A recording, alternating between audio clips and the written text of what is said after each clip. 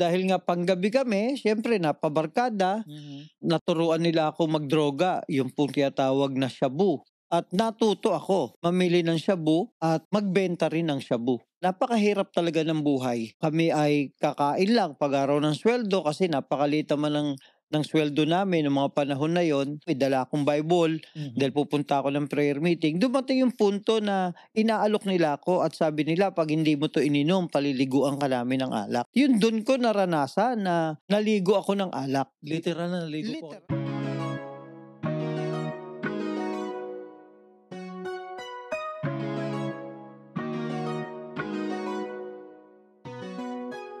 Welcome to Wrestling with Success with me, Jack Nolasco. Dito sa podcast na to, we talk about real challenges, yung mga laban sa buhay na minsan tahimik pero mabigat. Mga laban na may talo at panalo. Pero tandaan mo to, lahat tayo ay may laban. At dito mo maririnig ang kwento ng mga taong hindi sumuko. Mga kwentong magpapaalala sa'yo na kaya mo rin. This is Wrestling with Success. Hello everyone and welcome to Wrestling with Success with Jack Nolasco. Excited ako dito kasi meron akong special guest. Itong special guest ko na to, nag-iisa sa buhay ko kasi siya lang ang nag-iisang aking tatay.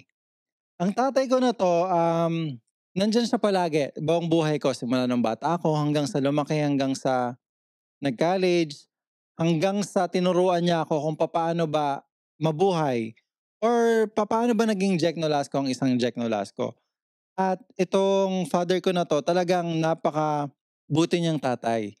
At bukod doon, syempre, siya lang yung nagturo sa akin kung paano ba maging handyman. Sa mga di nakakalam, magaling din kasi ako sa gawaing bahay, katulad ng pagkukumpuni ng electrical, ng mga ilaw, TV, ref.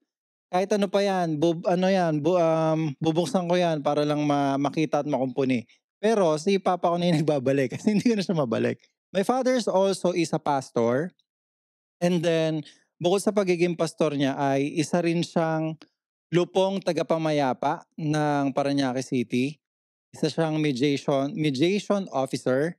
At the same time, recently, siya ay na-nominate bilang Vice President ng District 1 ng Parañaque bilang lupong tagapamayapa. So isa yun sa mga achievements niya.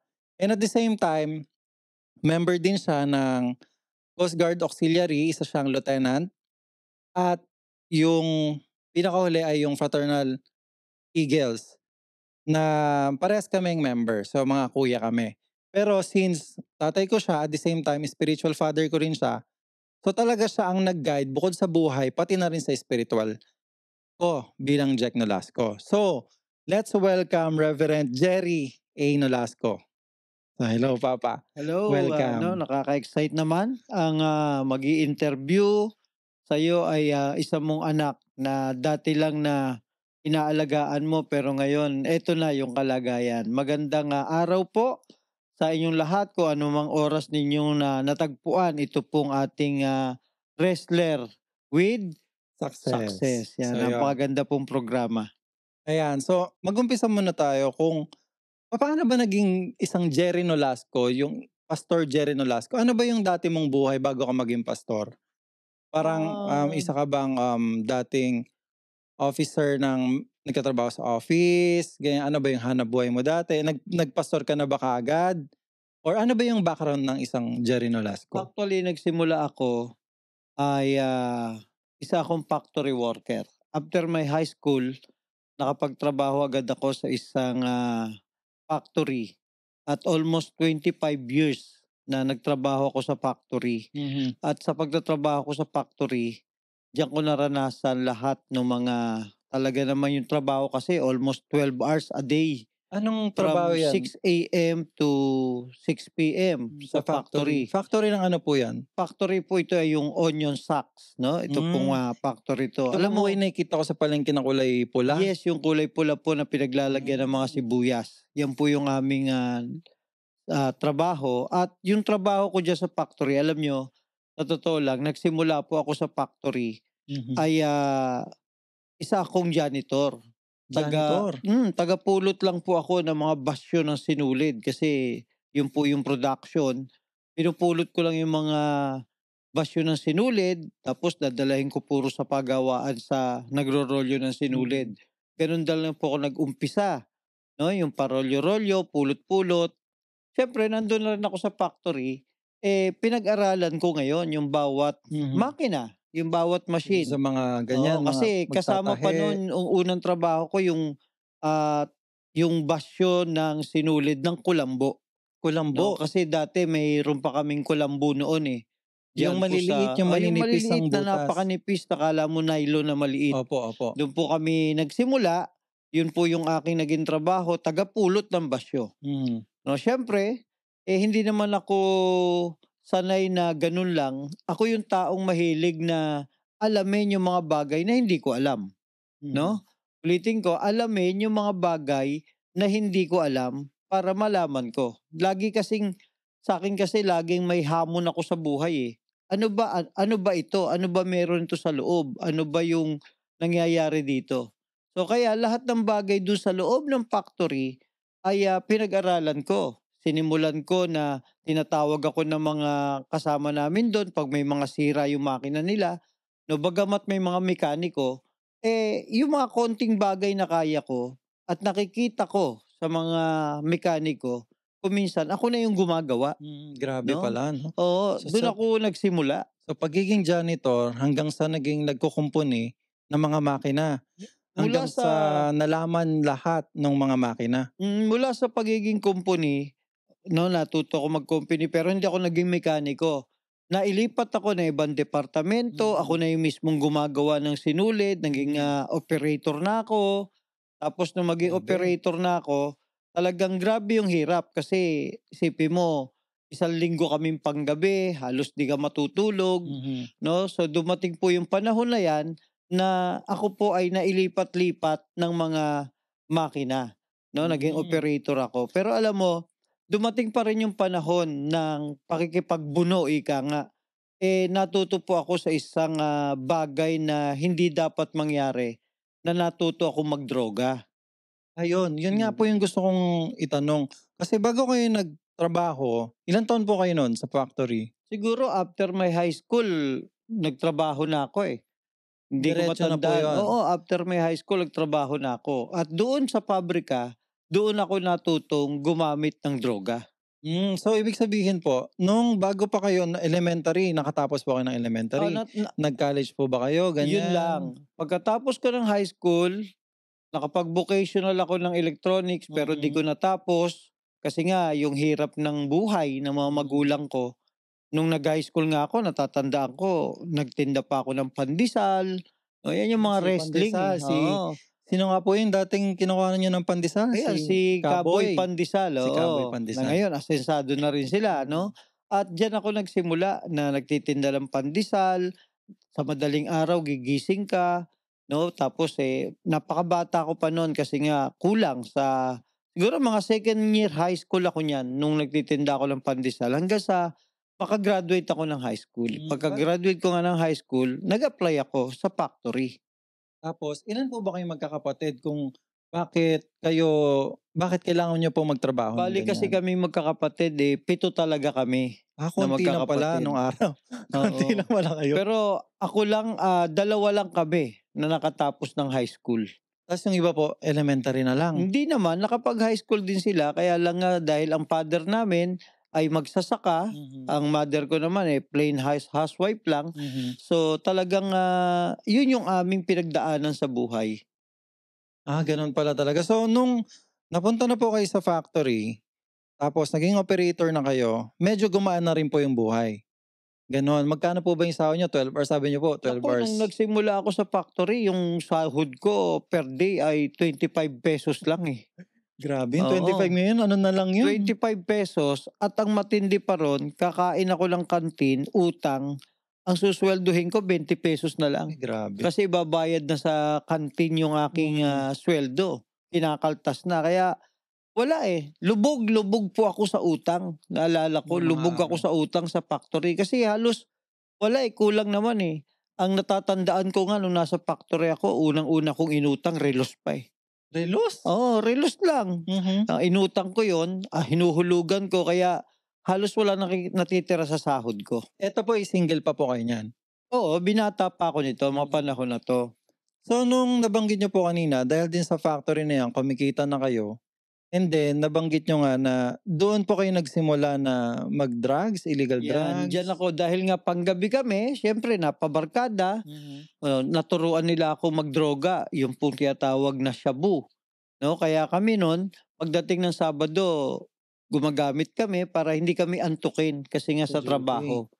At natuto ako na mamili ng shabu at magbenta rin ng shabu. Yung mga Sana kapit sana hindi ako huntingin ano, pero noon po na 'yun. 90s, ano pa po bang Mga taon niyan? 1990s pa 'yan, eh. Mga Mga 1990s pa. 1980s pa 'yan. Oo. So Oo. ngayon nga nabanggit ko isa na siyang lupon, so mediator na siya, so Mm. hindi na puwedeng gano'n at isa na rin Ah, nga siyang pastor. So sige po, tuloy niyo po. So natuto po kayong mag-drugs, dun lang po ba drugs or may natuto iba pa ako po kayong mag-drugs, bisyo, nag-iitid ganyan? ng marijuana, natuto ako magbenta ng marijuana, ng shabu, natuto rin maraming bisyo na Mhm. dumating sa buhay ko nung ako'y nasa factory, Mhm. 'no? At dun sa factory na yon, sabi ko nga nagsimula ako sa janitor hanggang sa naging supervisor. Okey. Nagda-drugs Hanggang, pa po kayo nito?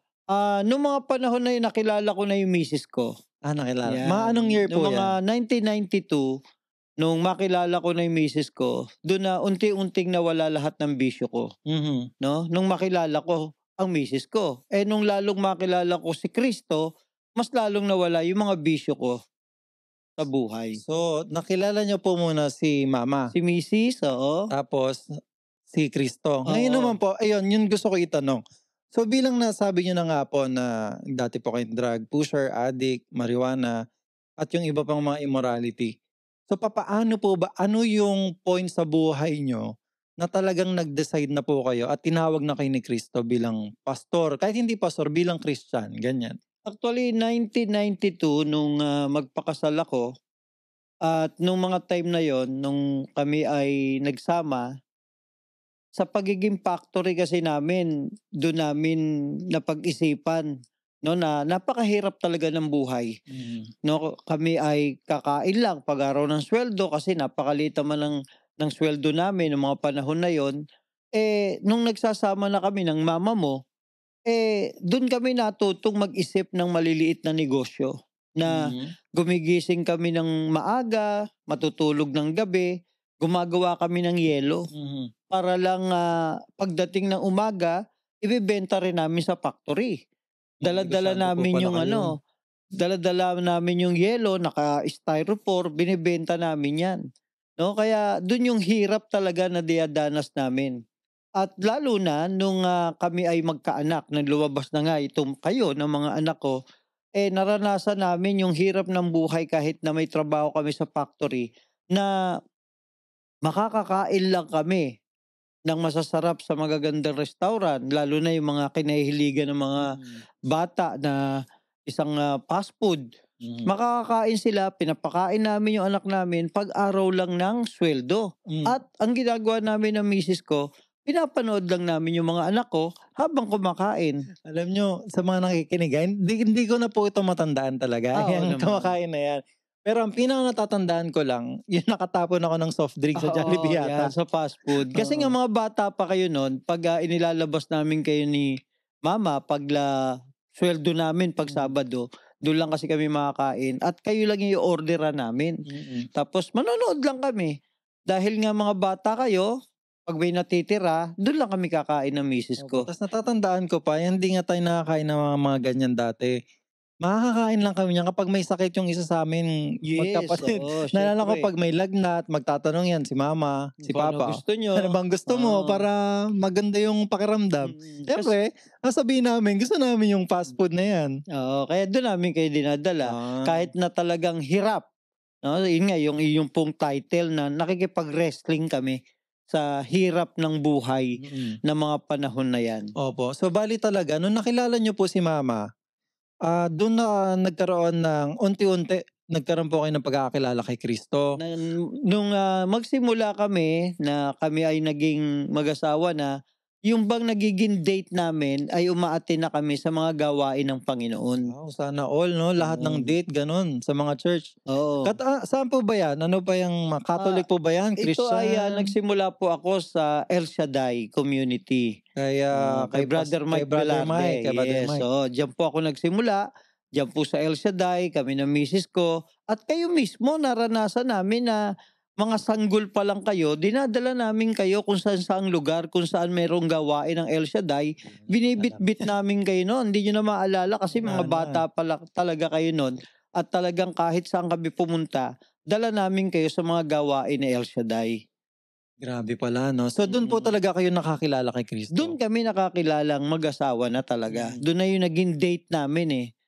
Kaya yung mga date na So yon. so nung nagde-date na po kayo ni mama, gaano katagal naman is 'di ba galing nga po kayo sa mga bisyo, gaano katagal bago niyo nabago yung ganong bisyo, instant ba yun Hindi naman, ang or nawala naman sa akin talaga yung paggamit ko ng droga. Kasi mm, nga napasok na sa mindset ko na may pamilya na ako, na unti-unti ko na yung natanggal, 'no, yung mga bisyo na yon.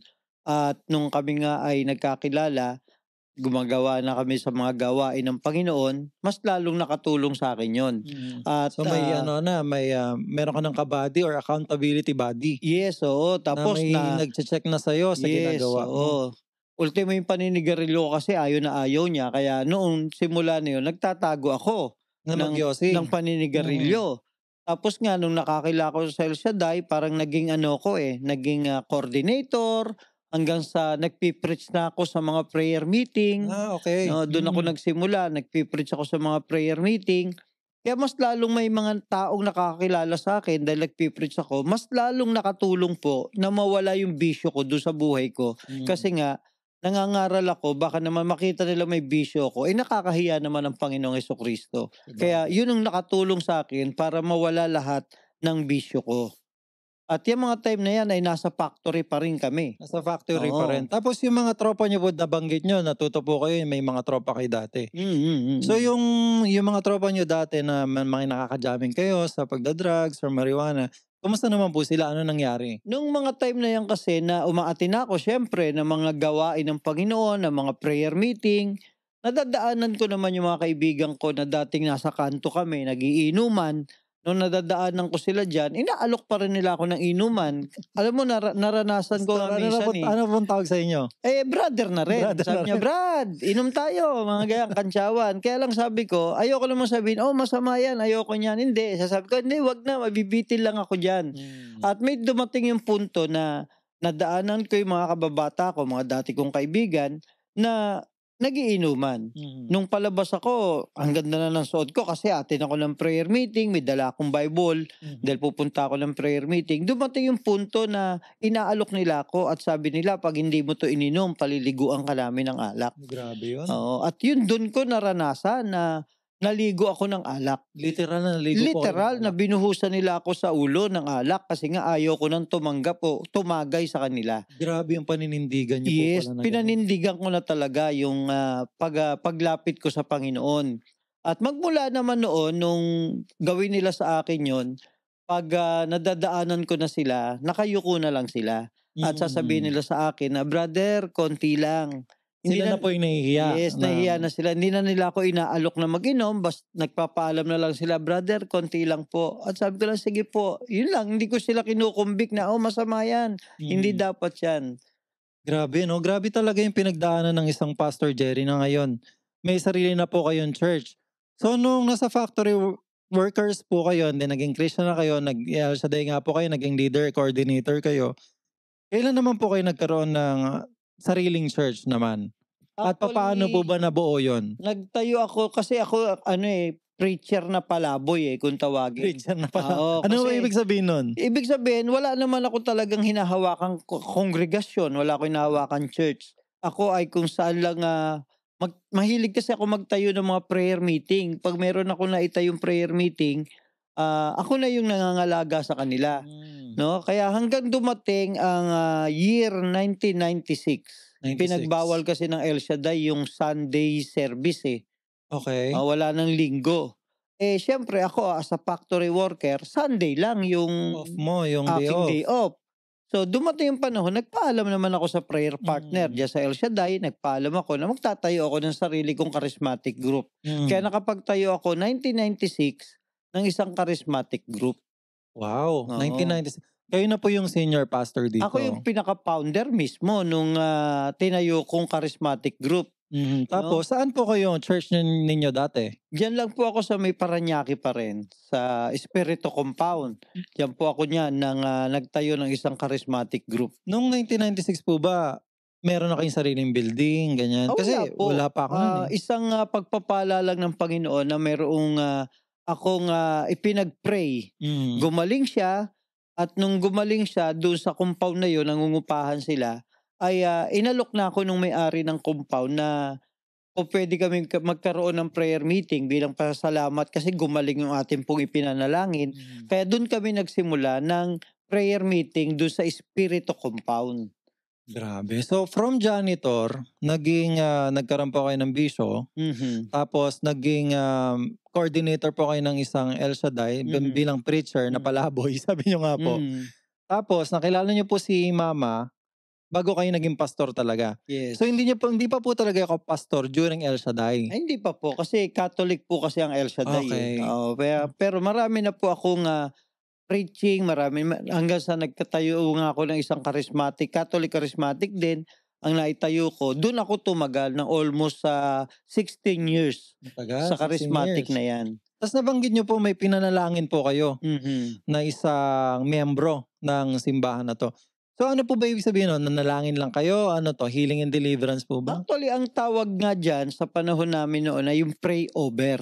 'Pag merong may Prayover. sakit, So yung nilalagyan po ng kamay sa noo? hinihingiling nila na ipanalangin sila Oo. na pinapatungan ng kamay para ipanalangin, pray over.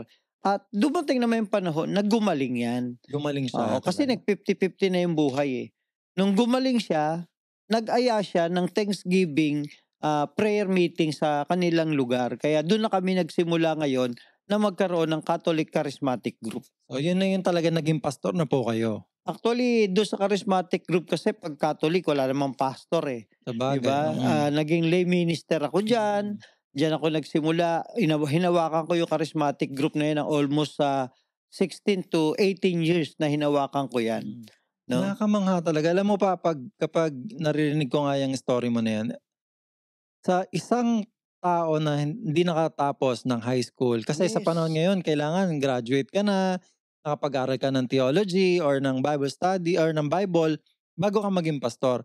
Pero sabagay, sa Bible naman sila Paul, sila Peter, hindi naman sila nag-aral, talagang nakinig lang sila kay Jesus, 'di ba? So nung panahon po na nagkaroon na nga kayo ng simbahan at hindi nga po kayo nakatapos ng college, Yes. ano na po yung mga sumunod na hakbang bilang ginawa niyo Dumating yung po? panahon na maraming pag-uusig sa pagtatayo ng isang simbahan o charismatic group, maraming mga pag-uusig. At sa personal na buhay ko kasi nasa factory pa ako niyan, Mm. 'no, nasa factory pa ako at dun ako nagkakaroon ng conviction na parang kinukumbig ako na mag full-time bilang, preacher. Oo nga kasi po nagtatrabaho Oo, pa po kayo, eh. nagtatrabaho ako, sa ano pero bago kami mag full-time nanalangin ako sa Panginoon kasi nga nakikipagbuno kami sa hirap, eh. Tama. 'Di ba talagang, Nakipag-wrestling kayo ang sa hirap, hirap. yung wrestling, eh. Napakahirap bumitaw sa isang trabaho para may pamilya kang bubuhayin, Opo. iiwanan mo yung trabaho mo, pagkatapos, maglilingkod ka sa Panginoon. Kasi ang sabi nga nila, ang mga pastor daw walang pera. Pero ang pagpapala ng Diyos hindi nawawala, Amen. ano. Tama. Kaya kami ng misis ko, nung time na yon na nasa gawain na kami ng Panginoon at tumagal kasi kami pa, from 1996 tinayo namin 'yan. So 10 years, 2006 nag-resign ako ng pabrika. Yun na, nag-full-time na Oo. po kayo niyan? Actually, bago kami mag-full-time, bago ako mag-resign, nakapag-raise kami ng misis ko ng isang business. So bukod po sa pagiging pastor, may business rin po kayo that time? Yes, Anong so business naman bago po yun? talaga ako maging full-time, preacher, nag-establish o in-establish ng Lord na magkaroon kami dahil may gift naman ng misis ko sa pagluluto. Opo, tapos nabanggit nyo nga kanina, naggagawa kayo ng mga yelo-yelo, Yes, tapos binebenta nyo sa para lang pabrika. kumita. No, Opo. kasi alam mo, ang wrestling na naranasan namin, dumating yung panahon na yung mga anak ko walang kakainin. Ay, natatandaan ko po yan. Kumakain kami ng yung kangkong. Yes, Tapos sa likod ng bahay lang namin yun, kinukuha yung talbos ng Opo. kamote. No, kaya dumating sa panahon namin ng wife ko na yung talagang wala kaming makain. Sabi nga, nakakatawa nga, wala kaming bigas, walang panggatas, walang gas. Sabay-sabay yan nauubos. No? Grabe. Ay talagang nagasgas. 'Di ba? Pero hanggang na naranasan namin mangutang sa father ko para lang meron kaming pang-supply. Talagang grabe yung wrestling, no, na dinanas namin para makabuhay ng sabihin nating buhay na makasurvive sa pangangailangan natin. Opo, kasi hindi pa kayo komportable dati. Wala. Basta lang makasurvive. Basta Oo, lang kaya naranasan matawid. namin magtinda ng mga yelo-yelo at ito pa yung punto, naalala ko pa rin nung nasa factory ako, pupunta ako ng Divisoria. Sa Manila. Oo, namimili ako ng mga, nagbenta ako ng mga bateryang 5 piso ang isa o 2 piso. Mga Ganun, AAA. maliliit. Opo. Yung mga China ba yan? Pati earphone, lahat, mga Walkman. Hindi ako nahiyang magbenta niyan kasi nga kailangan naming kumita. Grabe, no? No? Pastor ka na po niyan. Hindi pa, nagpipreach pa lang ako. Nagpipreach. At pagkatapos nun, yun nga, 2006, nagsimula na kaming magnegosyo. Nagtayo kami ng isang maliit na kantin.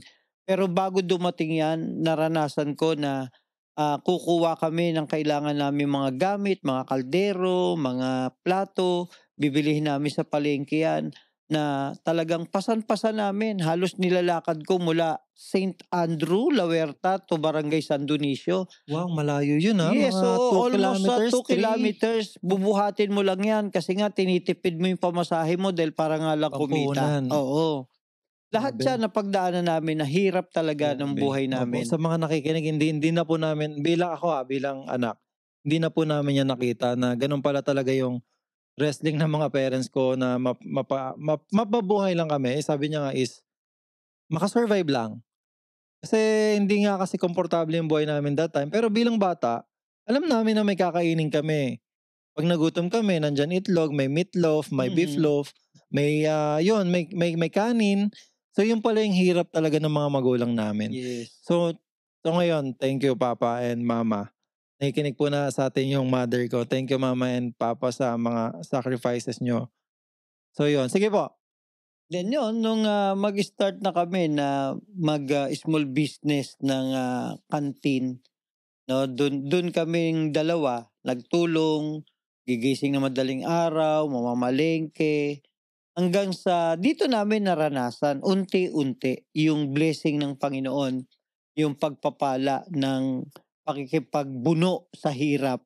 Dito namin naranasan dahil nga kumikita na. Opo. Dito na namin naranasan ng simula na namin kaming kumita ay nakakakain na kami ng kahit anong oras na gusto namin. Hindi lang na tuwing weekend magsahod. Hindi, dati, tuwing weekend kakain kami. Pero nung kami ay matutong magnegosyo, kahit araw-araw, nadadala namin yung mga bata para kumain sa isang fast food na masarap. Totoo po yan. Nung nagkaroon po kami ng karinderya, napapadalas na nga kami sa mga fast food. Yes, so diyan kami nagsimula talaga sa paghihirap na yan. Na talaga namang pinagtiyagaan namin mag-asawa na magtulong hanggang sa napalago namin yung negosyo namin na yan. So saan po ba kayo natutong magnegosyo? Simula nung bata kayo o may naging inspirasyon po ba kayo? Wala kaming nakitang sa mga parents kasi namin magsasaka di ba? Pero dahil siguro sa gift na rin nung aking wife, ng mama nyo, na marunong siya magluto, so sinubukan namin na magluto siya, nangutang kami ng konti, namuhunan, no? Nag-resign ako. Nung nakita namin gumaganda yung takbo ng aming karinderya, nag-resign kami. 2 sabay at doon namin ibinuhos yung aming oras, pati ibinayad sa amin ng factory, ipinuhunan namin doon. Hanggang sa unti-unti na to, na lumago, lumaki, at napagtapos namin kayo ng inyong pag-aaral diyan sa karinderyang 'yan. Yun nga, natatandaan ko, nag natutulog pa kami ni ate. Minsan Yes. pag walang katulong, kakatukin kami ng tita namin. Sabi, "Oh, Jake, gumising na kayo, walang katulong sa kantin niyo." So, no choice kami kundi maghugas ng plato. Talagang naging part din kami nung karinderya na 'yan. Yes, oo. Talaga namang kayo yung kinakatulong namin dahil napakahirap kumuha ng katulong. Hanggang 'Pag wala ngayon. kaming katulong, gigisingin namin kayo, kababata niyo pa, hirap na hirap kayong Totoo po, gumising. So, totoo. wala kayong magawa dahil kailangan namin ng katulong, tagahugas ng plato, taga-tiklop ng plato, tagakuha ng plato do'n sa pinagkainan ng mga customer, Mhm. 'no? So, lahat 'yan pinagdaanan natin. May wrestling talaga ang buhay. Amen. Talagang naranasan po naman 'yan at eto pa gusto ko rin ikuwento mo sa mga nakikinig natin na, paano ba yung dati 'di ba nakamotor ka, Hmm, tapos 'yan ang namulatan ko, nakamotor ka, yes. tapos nagkaroon ka ng owner. Yes. Actually, simula niya nung nasa factory pa rin kami, Hmm, kami ng misis ko pumapasok na nakabisikleta. naka-bike. Oo. Wala Napa pa po kami niyan, wala pa. Wala pa kayo nun. Nakabisikleta at nagbubuntis pa nga lang sa panganay, sa ate mo, Si Ate si Zizi. mama mo, nakabisikleta kami at bumaliktad pa nga kami. Buntis pa siya ng mga time na Kaya yon. pala gano'n yung ate ko. 'Di ba? So, gano'n. Pero sa pagsisikap pa rin, dumating yung punto na merong tricycle sa Tarlac na Mhm, isang, Suzuki, ano pa yun, 115, eh. opo. Ang binigay sa'min ng biyenan ko at yun, Mm. dun ako nagsimulang nagkamotor. Ayun yung Oo, unang-unang yun motor. yung unang-unang motor at diyan ako ngayon napahilig.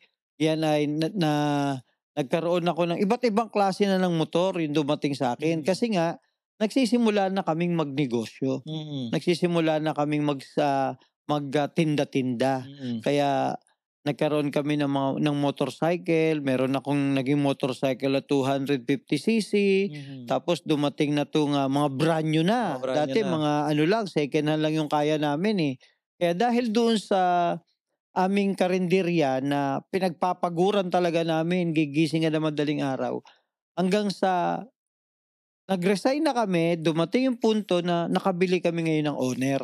Owner 'yan, natatandaan ko 'Yan, pa yung 'yan owner, yung eh. owner na 'yan ginagawa naming pamalengke. Mm. Bukod sa owner na 'yan, nakabili pa kami ng Tamaraw, Tama raw Ford. na Yung Ford na L300, Tamaraw, hindi, L3, Ford, Tamaraw, parang okey yung may wala pa ako nguso niyan. pa na Tamaraw, Opo. hindi, nandiyan na kayo, naisakay pa namin kayo, 'di ba?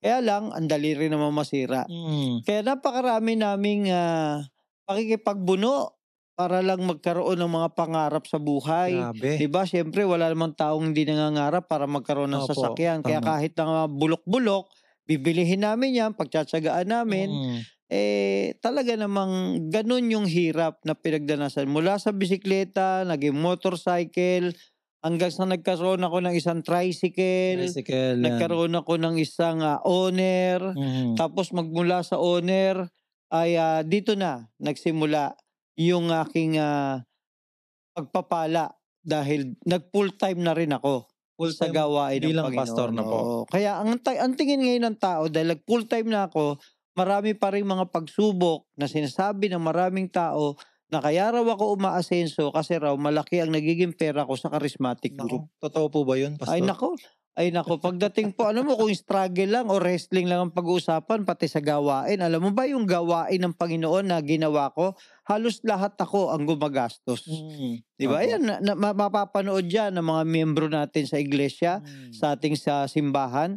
Lahat po 'yan pinupundar ko. Ako lahat ang gumagastos diyan. Wala pong naitulong sa akin diyan ang pinansyal ng simbahan para bumili ng mga gamit. mga gamit. Pero nag-uumpisa po yung itong bagong church, Itong bagong church gano'n din. gano'n din? Mm. Mm, Dahil nga pinagpala yung aming business at talagang kami, ang mama niyo, talagang mapagbigay naman, nakasuporta sa'kin. Lahat ng kailangan ng bagong church, diyan namin kinukuha sa aming mm. business. Alam mo totoo po 'yan, pastor, kasi talaga 'yun nga, minsan 'pag nag-uusap-usap nga tayo, nagtatanungan tayo, saan ba napupunta yung pera natin talaga? Yes. Kasi nagkaroon na rin kami ng work, saan ba talaga napupunta?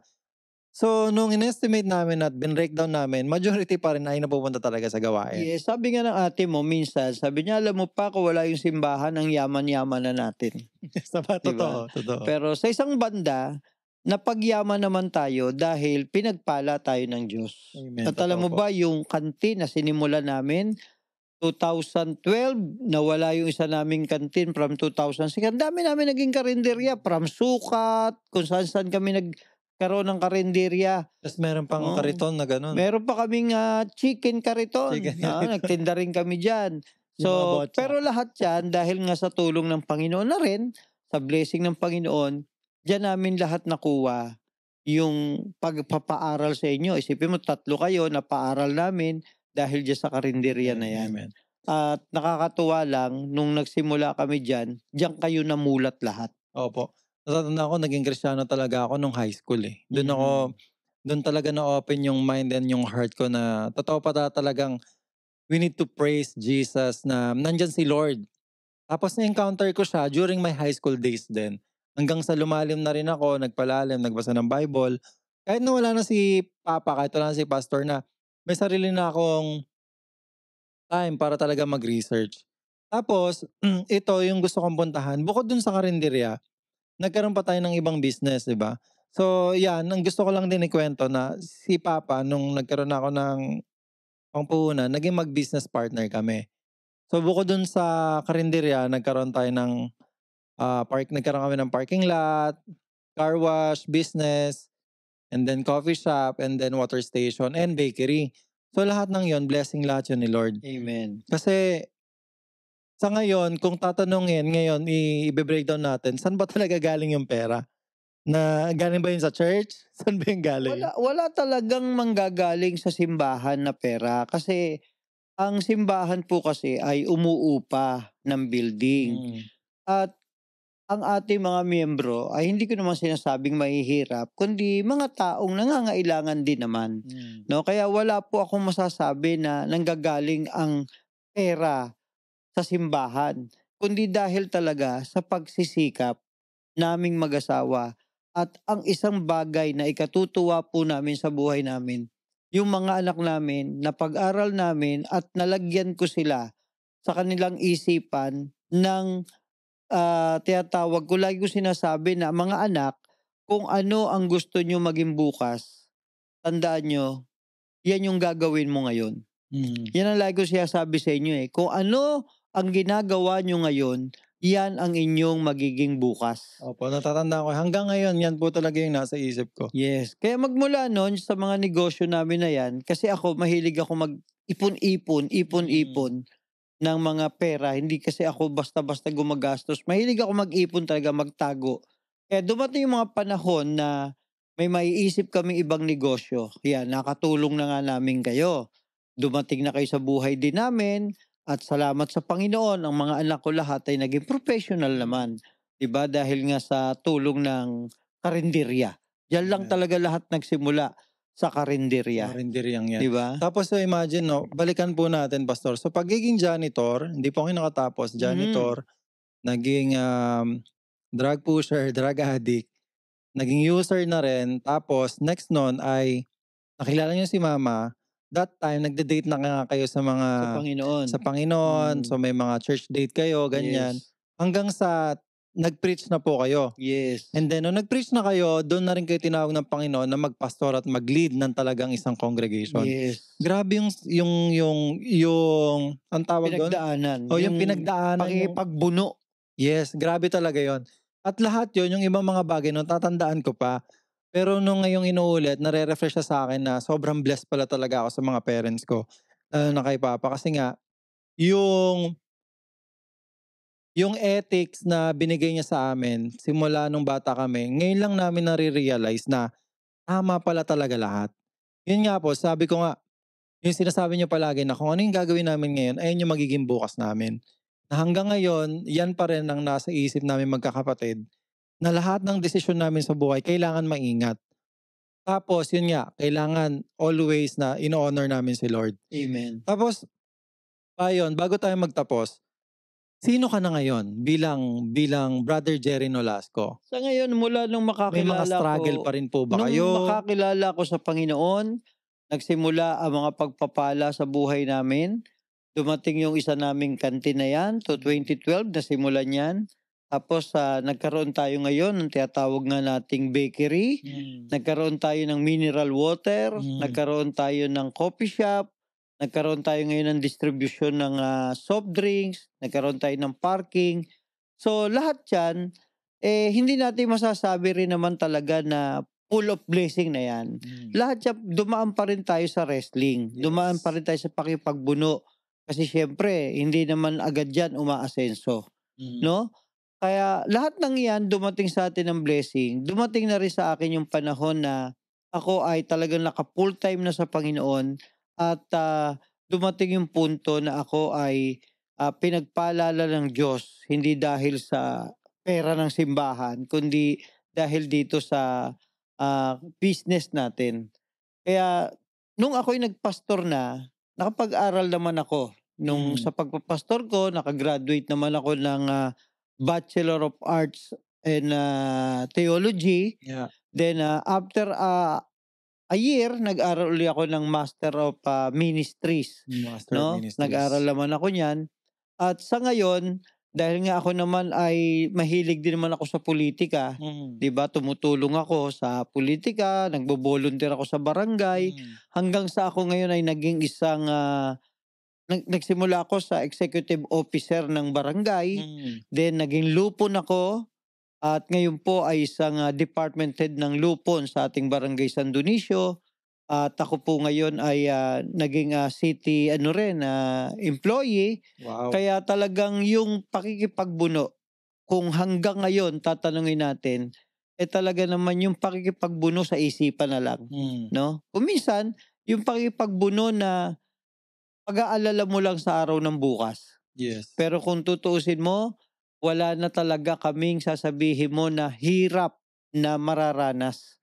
Bagamat kailangan lang maging maingat tayo sa paghawak ng kayamanang ibinigay sa atin ng Panginoon. Amen. So bago po tayo magtapos Pastor, ano ba yung mga gusto mong sabihin sa mga nakikinig sa atin, sa mga nanonood? Bilang may marami pa rin talaga nakikipag-wrestling sa buhay nila. Yes.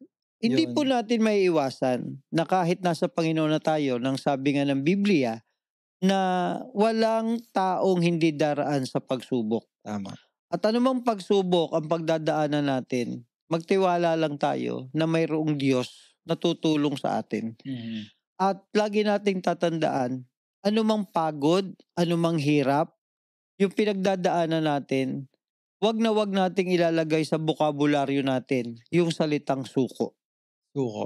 Wag nating susukuan anumang pakikipaglaban, anumang mga pakikipagbuno ang gagawin natin sa buhay. Alisin natin yung salitang pagod. No? Hindi tayo dapat mapagod kapag mayroon kang pangarap. Amen. Hindi tayo dapat sumuko kung meron kang gustong marating. Sapagkat tayo po ang gagawa, hindi ang ibang tao, para sa ikagaganda ng buhay natin. Maraming tao ang hahatak sa ating pababa. Pero tandaan nyo, kapag may pangarap ka, hindi ka sumusuko at wala sa iyo ang salitang pagod, mararating mo yung mga bagay na gusto mong marating. Wow. Amen. That's powerful. Maraming salamat po, Pastor Jerry, Papa, Man of God. So, in-honor ko talaga yung father ko. Maraming salamat sa pag-guest dito sa Wrestling with Success. At sana hindi pa po ito yung last. Marami pa tayong may di-discuss at sa mga under the sun na pwede natin i-discuss. So, maraming salamat po, Pastor Jerry. Sana nag-enjoy kayo. At maraming salamat din sa mga nakikinig. And see you on the next episode. And goodbye. Thank you everyone for listening to this podcast and sa mga nanonood sa YouTube channel. Please don't forget to subscribe, like, and share this. If you have your own wrestling journey, please don't hesitate to message me sa Instagram, jack.nolasco, and sa Facebook. Keep fighting these struggles and don't let go until God blesses you.